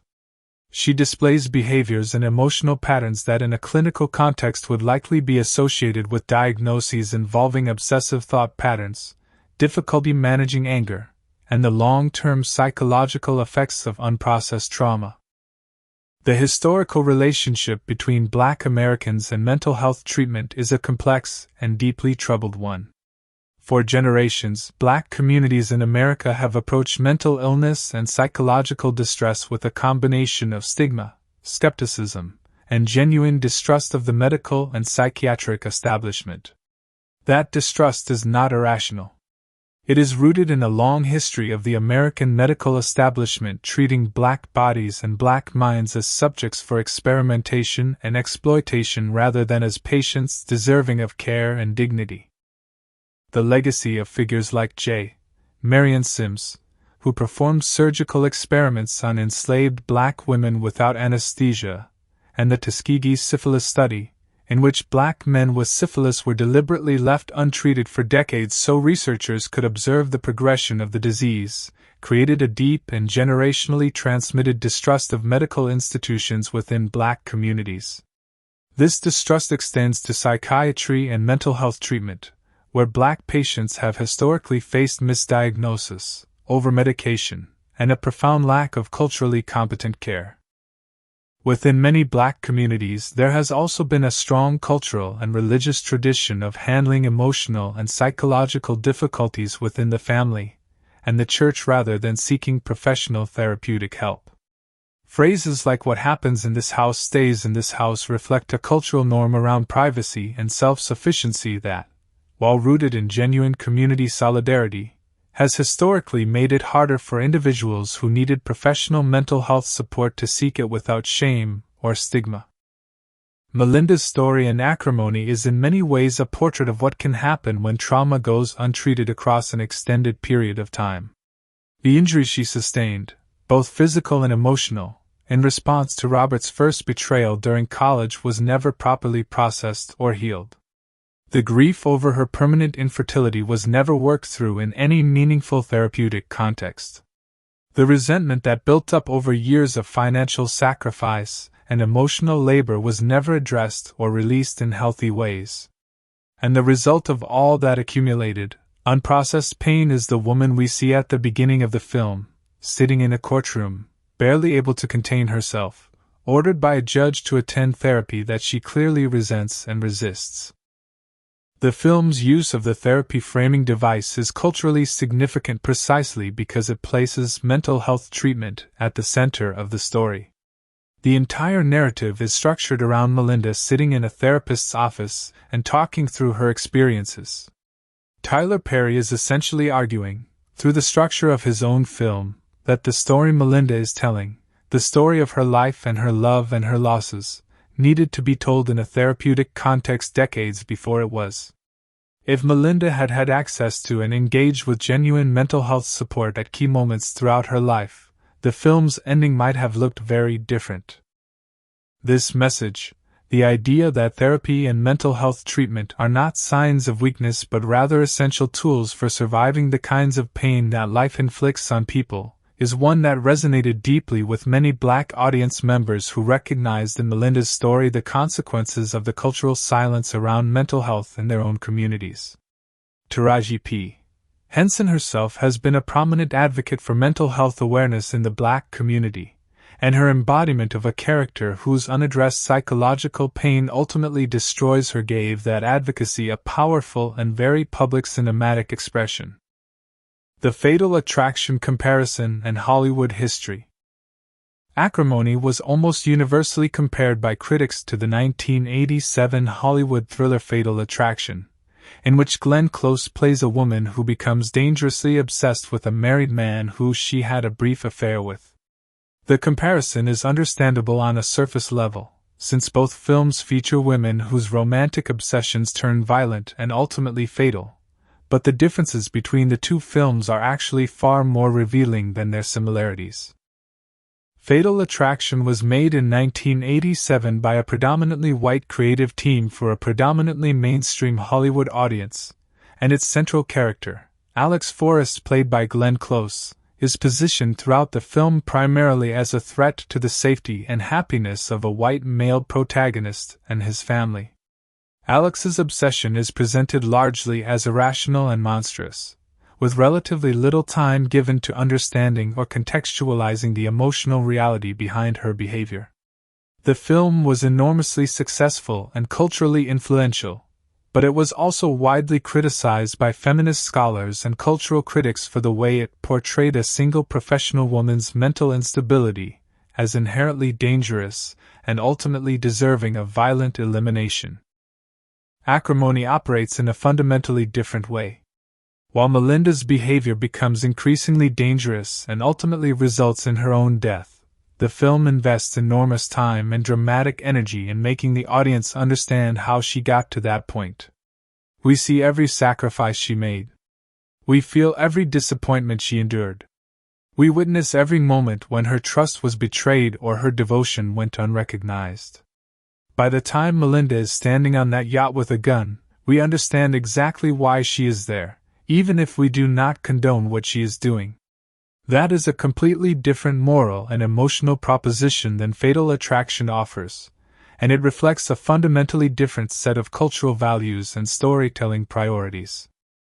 The fact that Rotten Tomatoes' critical consensus actually told viewers to go watch Fatal Attraction instead of Acrimony was received by many Black audiences and cultural commentators as an example of exactly the kind of critical bias that has historically undervalued Black storytelling. The suggestion that a film about a white woman's obsession from 1987 was a more worthy viewing choice than a contemporary film about a black woman's pain and breakdown struck many observers as telling, and the conversation around that critical dismissal became part of the broader cultural discourse surrounding the film's release. The legacy of the film, and its ongoing cultural conversation. Acrimony has had a lasting cultural footprint that extends well beyond its initial theatrical run. The film sparked debates on social media, in barbershops and beauty salons, in college classrooms and church basements, about some of the deepest and most contested questions in contemporary Black American life. Questions about what women owe men, what men owe women, what sacrifice looks like when it is freely given versus when it is expected and exploited, and where the line is between love and self-destruction. The debate that erupted on social media after the film's release was one of the most entertaining and revealing cultural conversations of 2018. People took extremely passionate positions about whether Melinda was a hero, a villain, or a victim. Many women, particularly Black women, identified deeply with Melinda's sense of having given everything and received nothing. Many others argued that Melinda's behavior, from the moment she rammed Robert's RV in college, revealed the dangerous pattern of emotional dysregulation that made her own suffering at least partially a consequence of her own choices. And many viewers directed their anger squarely at Robert, arguing that he was a manipulative, selfish, and fundamentally dishonest man who used Melinda's love and devotion as a financial and emotional resource without ever truly reciprocating. These debates were not just about the fictional characters of Melinda and Robert. They were about real relationships and real experiences that people were carrying with them into the theater. The film gave people a shared reference point, a common language, for discussing the kinds of intimate betrayals and sacrifices and resentments that are rarely spoken about openly in polite company. And in that sense, regardless of its critical reception, Acrimony performed one of the most important functions that popular cinema can perform. It gave people a way to talk about things that were difficult to talk about directly. The film also contributed to ongoing conversations about the specific emotional labor that Black women perform in relationships and in society more broadly, conversations that were gaining significant traction in 2018 and have continued to develop in the years since. The idea that Black women are expected to sacrifice endlessly, to be strong without acknowledgement, to support others' dreams at the expense of their own well-being, and to manage their anger and pain in ways that are deemed acceptable by others even when that anger and pain are entirely justified, is a conversation that Acrimony put squarely and dramatically on the cultural table. Tyler Perry's decision to end the film with Melinda's death rather than her redemption was itself a subject of enormous debate. Some viewers felt that killing Melinda was the film's way of punishing her for her anger, of telling Black women that the consequence of refusing to be endlessly patient and forgiving is destruction. Others argued that the ending was a realistic and unsentimental portrait of what unchecked obsession and unprocessed trauma ultimately lead to, and that sanitizing it with a redemptive resolution would have been dishonest. Both readings are legitimate, and the fact that the film generated both of them simultaneously is a mark of its cultural complexity. The opening, A Woman on the Edge. The film does not ease you in gently. It does not begin with romance or warmth, or any of the sweetness that might characterize the opening of a conventional love story. Instead, Tyler Perry drops you directly into the aftermath of something that has already gone terribly wrong. The very first image you have of Melinda Moore Gale is of a woman sitting in a courtroom, and she is not there voluntarily. And she is not there as a witness. She is there as the subject of legal proceedings that have been brought against her because of her own behavior.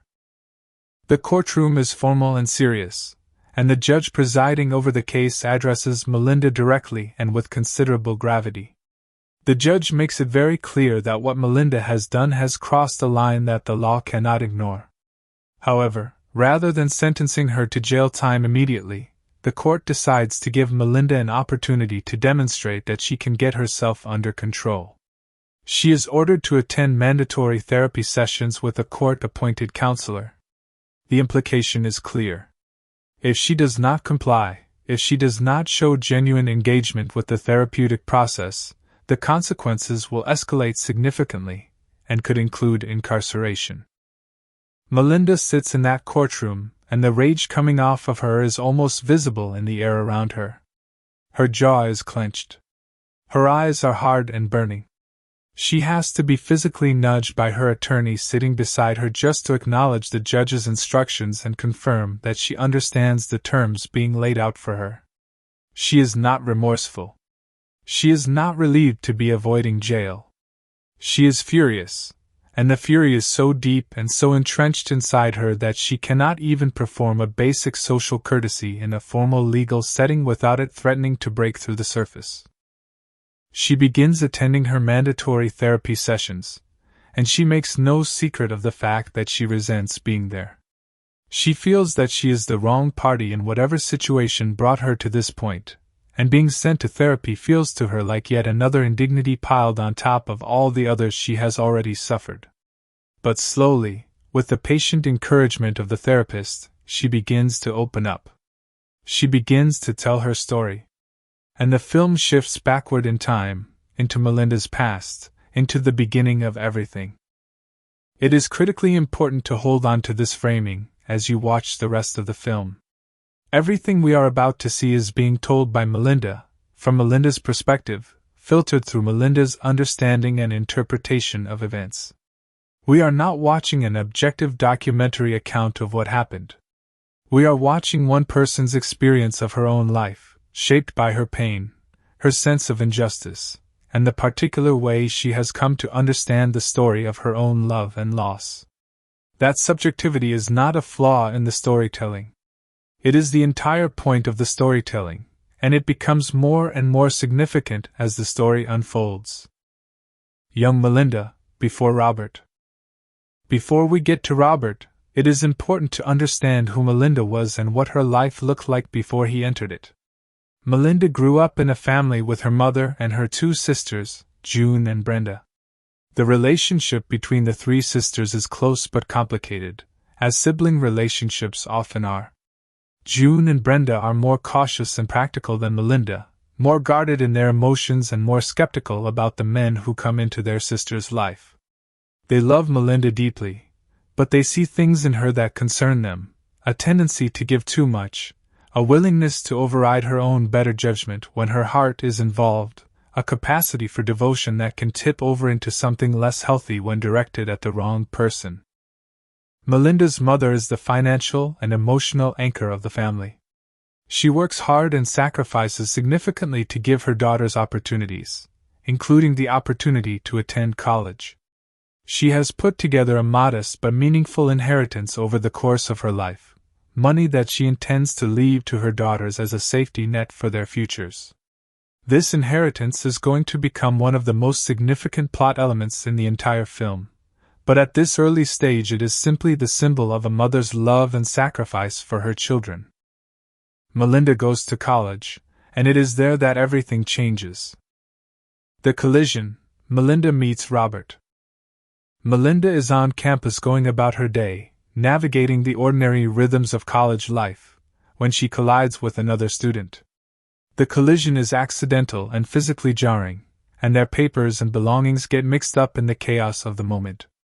The other student is Robert Gale, a mechanical engineering major, and their first interaction is not particularly warm or promising. Melinda has a sharp tongue and a quick temper, and she is not immediately charmed by this man she has just walked into. But Robert does not let the awkward beginning discourage him. He is the kind of person who, when he decides he wants something, pursues it with quiet and steady determination.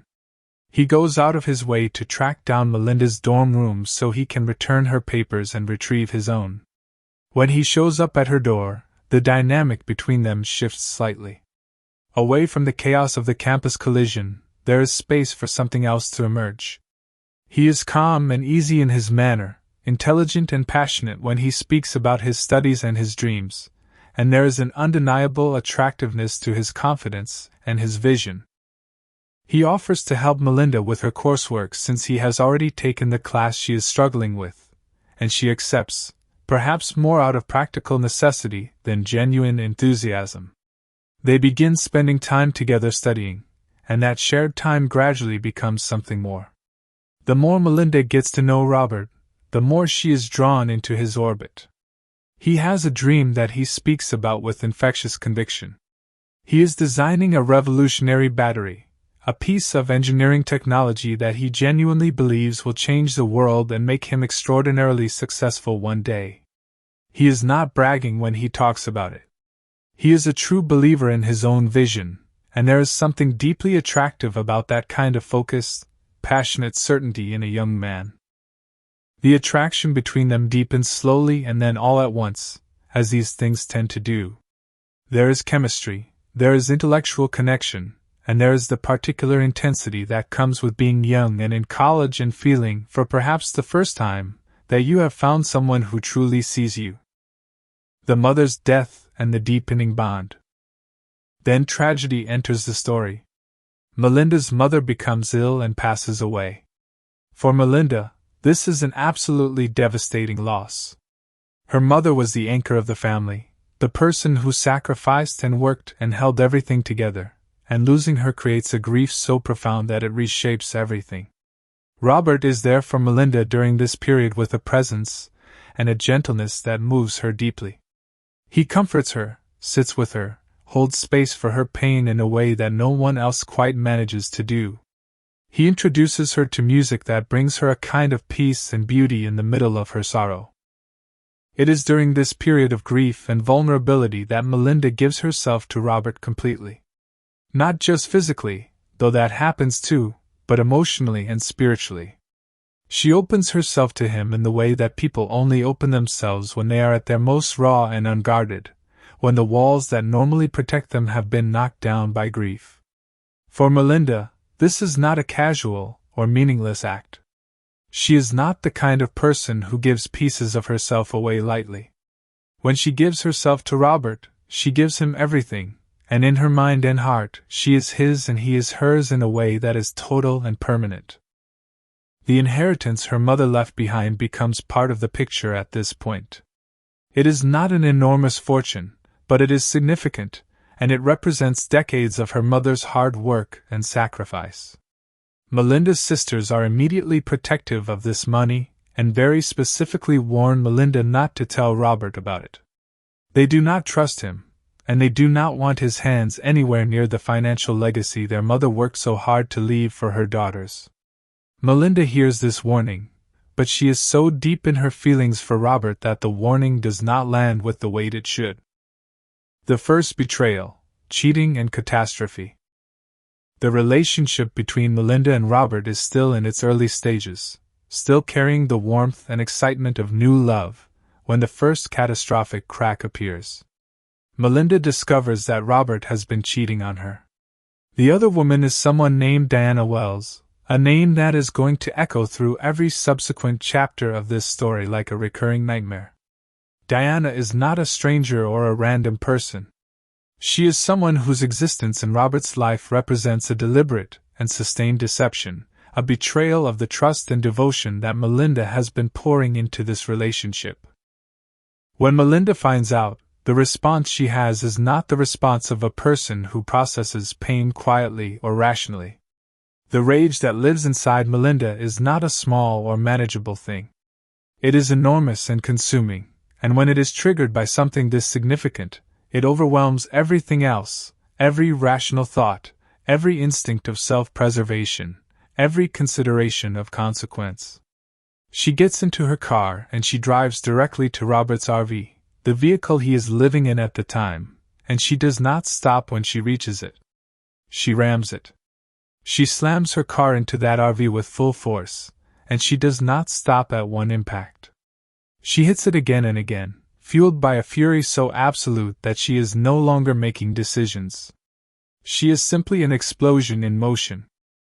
The collision injures Melinda severely. She loses consciousness and emergency services rush her to a hospital. The medical team that treats her discovers that her internal injuries are catastrophic. The damage is so severe that the doctors have no choice but to perform an emergency full hysterectomy. For Melinda, this means something irreversible and permanent. She will never be able to carry a child. She will never experience pregnancy or motherhood in the biological sense. That possibility, that future, is gone forever, taken from her in a single moment of blind rage triggered by Robert's betrayal.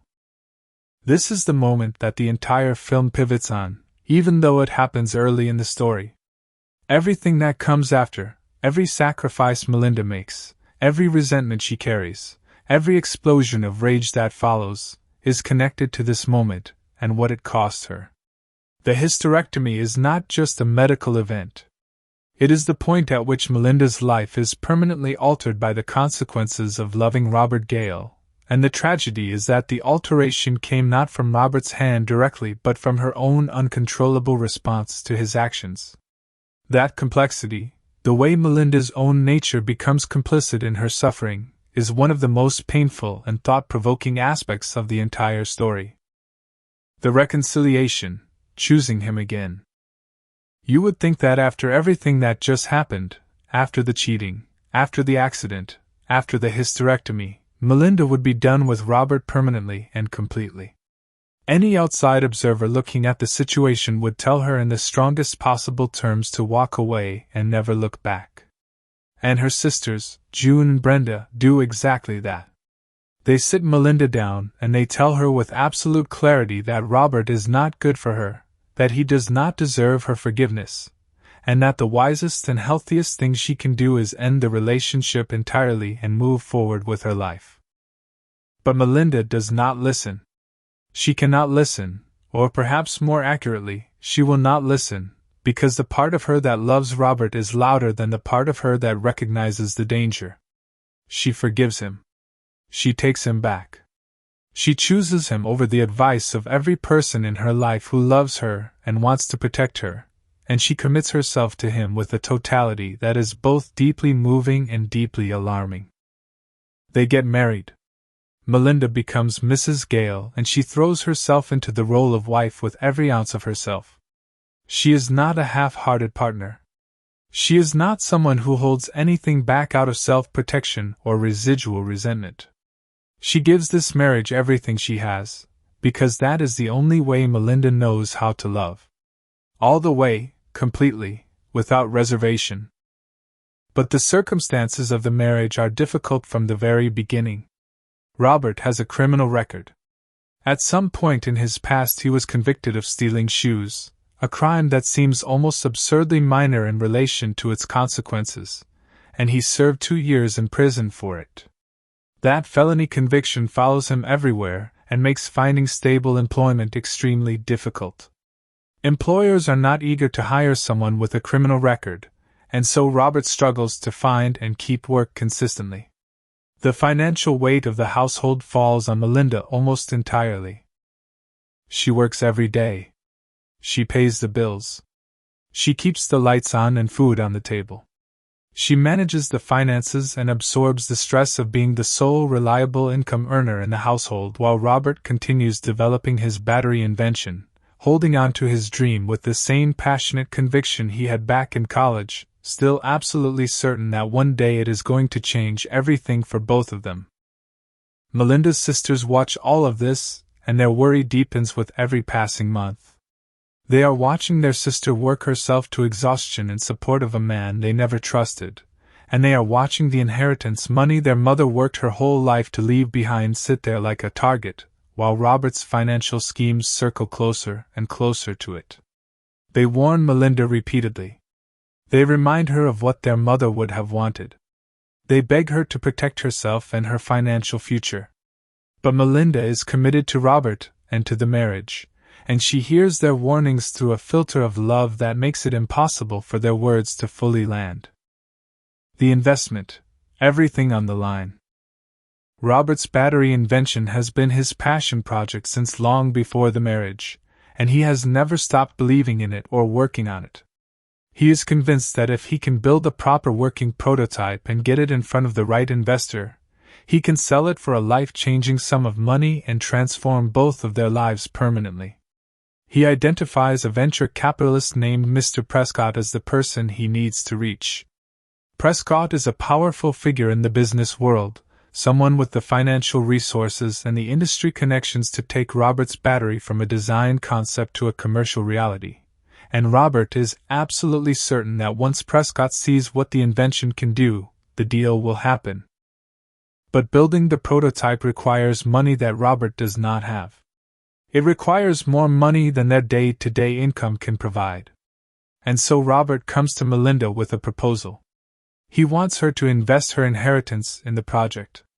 He wants her to use the money her mother left her, the financial legacy of her mother's lifetime of sacrifice and work, to fund the prototype.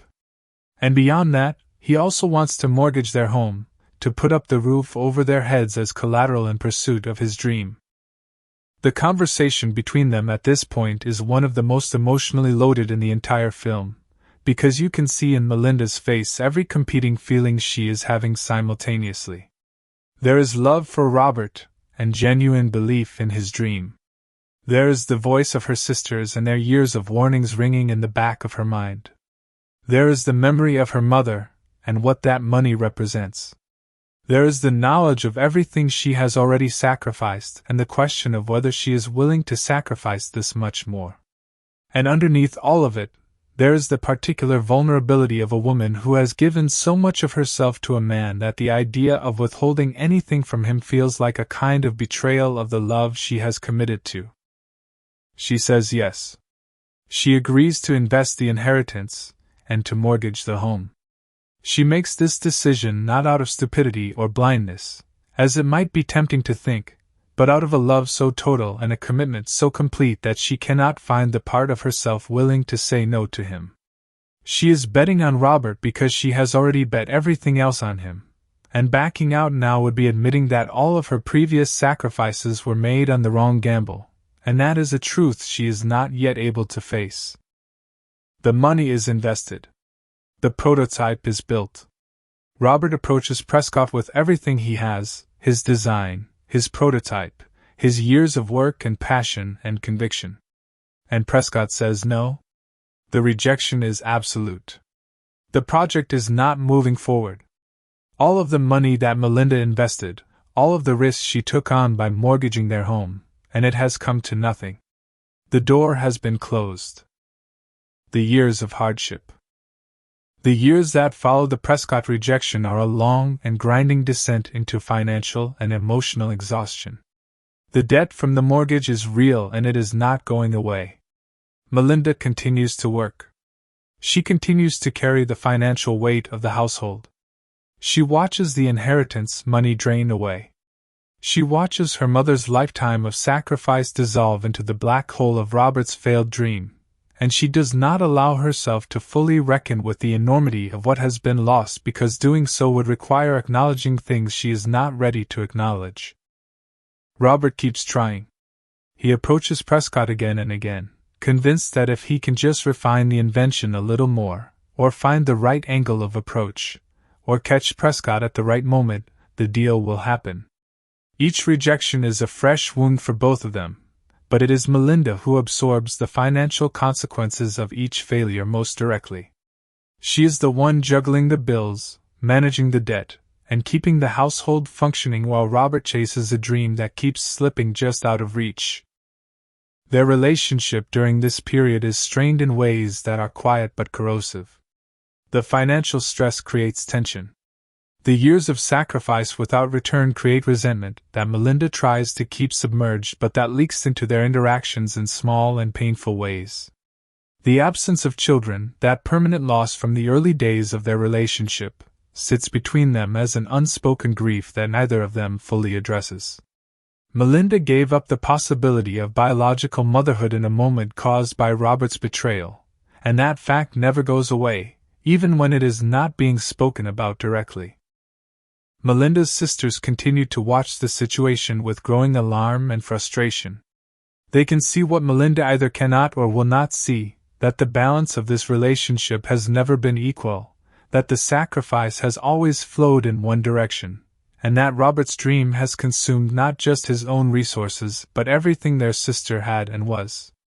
They make their feelings known, which creates tension between Melinda and her sisters as well, because Melinda hears their criticism of Robert as an attack on the choice she made, and defending that choice is the same as defending her own love and her own judgment.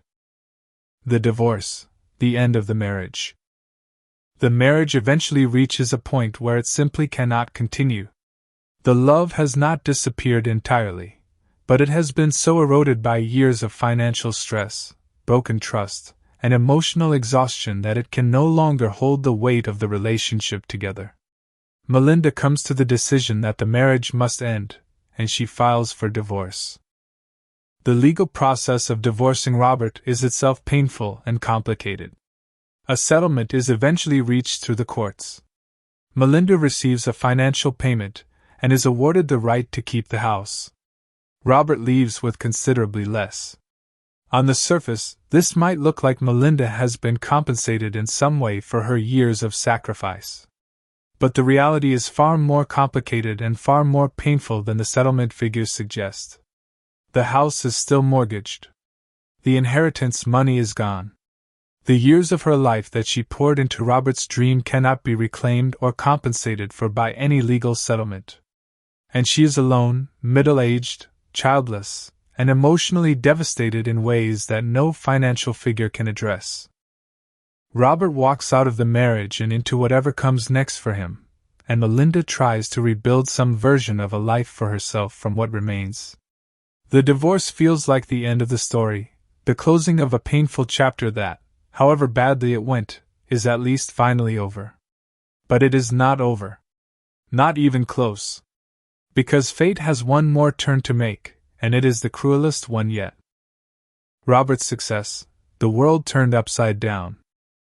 Not long after the divorce is finalized, something happens that changes everything. Mr. Prescott's company, the same company that rejected Robert's battery invention repeatedly over the years, revisits the design. Perhaps the technology has finally caught up with Robert's vision. Perhaps someone within the company took a second and more careful look at the concept. Whatever the reason, Prescott's people decide to move forward. They enter into an agreement with Robert, and the battery invention that Melinda funded with her inheritance, and her home and her years of devoted support is brought to market. It becomes a massive commercial success. Robert becomes extraordinarily, almost incomprehensibly wealthy. And then, as if the universe is determined to deliver the maximum possible devastation in the minimum possible time frame, Robert reconnects with Diana Wells. The same Diana. The woman he cheated with during college. The woman whose existence triggered the incident that left Melinda permanently unable to have children. The woman whose name has been a source of pain and fury in Melinda's life for decades. Robert and Diana fall back into each other's lives and they do not stop at reconnecting. They get married. Robert and Diana begin living a life of extraordinary luxury and happiness. They have a beautiful and expensive apartment. They have a luxury yacht. They travel and enjoy and celebrate the wealth and the freedom that the battery's success has given them. Robert is living the life that Melinda always believed was the destination of all her sacrifice, the life she funded and suffered for and waited for, and he is living it with another woman. With Diana. With the woman who was there at the beginning of the betrayal. When Melinda becomes aware of all of this, something inside her that had been holding together with great effort and very little structural integrity simply breaks apart. She cannot process what she is seeing. She cannot integrate it into any understanding of the world that makes sense to her. Because in her mind, in the architecture of her belief system about what she is owed and what is fair and what her sacrifice should have purchased, none of this is possible. That life is hers. She paid for it. She earned it. She was supposed to be the woman standing on that yacht. She was supposed to be the wife enjoying that wealth. The very wealth that exists because of her inheritance, because of her home, because of her decades of devoted financial and emotional support, is now being enjoyed by the woman who was the instrument of her first and most devastating betrayal. The bitterness that had been building inside Melinda for years, slowly and steadily accumulating like sediment at the bottom of a river, now transforms into something darker and more consuming. It becomes obsession. Pure, total, all-encompassing obsession. She cannot think about anything else. She cannot let it go.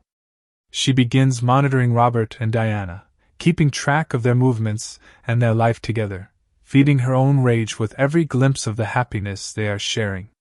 She convinces herself with complete sincerity that what they have is rightfully hers, that it was stolen from her, that justice demands its return. This obsession is what landed her in the courtroom at the beginning of the film. We do not know the specific details of what she did that triggered legal intervention at that stage, but we know it was serious enough to require a judge's involvement and mandatory therapy. And we know, watching her sit in that courtroom barely able to contain herself, that the legal warning has done nothing to diminish the obsession or the rage.